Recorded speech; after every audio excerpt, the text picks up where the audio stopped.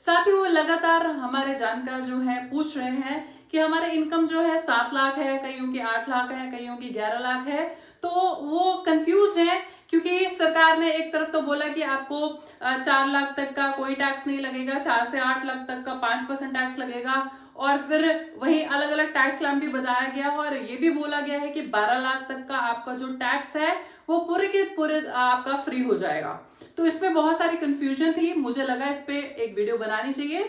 साथियों, जैसे कि आप सभी को पता है कि इनकम टैक्स में अभी वर्तमान के सिस्टम में हमें दो रजीम दी गई है। एक ओल्ड टैक्स रजीम के थ्रू हम इनकम टैक्स रिटर्न फाइल करते हैं और एक न्यू टैक्स रजीम के थ्रू हम इनकम टैक्स रिटर्न फाइल करते हैं और अपनी इनकम को कैलकुलेट करते हैं।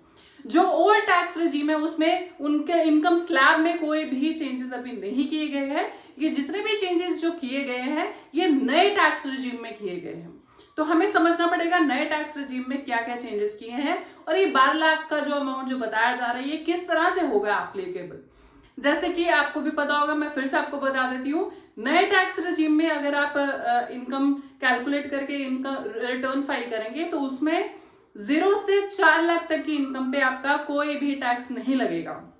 अगर आपकी इनकम 4 लाख से 8 लाख तक है तो आपको 5% टैक्स देना पड़ेगा।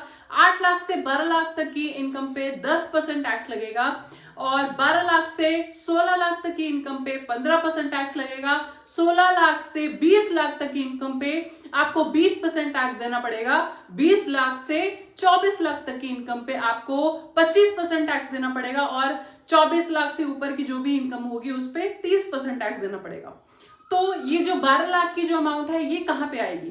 साथियों, एक होता है हमारे इनकम टैक्स में rebate under section 87A of income tax act. इसमें क्या बोला गया है कि जो आपकी टोटल इनकम, जो सैलरी या फिर बिजनेस एंड प्रोफेशन की जो इनकम होगी आपकी, उसको टोटल करके जो आपकी इनकम आती है उसमें एक रिबेट का कॉलम बताया गया है कि रिबेट दी जाएगी।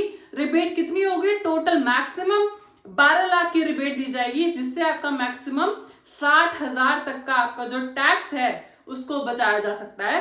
तो ये एक बहुत ही अच्छी शुरुआत है। एक जो निर्मला सीतारमण जी ने जिस तरह से अभी हमारी इकोनॉमी डाउनफॉल में लगातार जाती जा रही थी और हमारा जो मिडिल क्लास जो तबका है वो लगातार श्रिंक कर रहा था, उनकी लगातार कंजम्पशन भी जो खर्चा है उसको भी कहीं ना कहीं रोका जा रहा था और इससे कहीं ना कहीं इकोनॉमी को बूस्ट अप मिलेगा, इन्वेस्टमेंट में भी बूस्ट अप मिलेगा, कंजम्पशन में भी बूस्ट अप मिलेगा और लगातार इसके माध्यम से हमारे देश की जो स्थिति है जो वर्ल्ड वाइड उसको भी सुधारने का काम किया जाएगा। तो बहुत ही एक अच्छा प्रयत्न है और मुझे लगता है जिनको और जो ओल्ड रेजिम में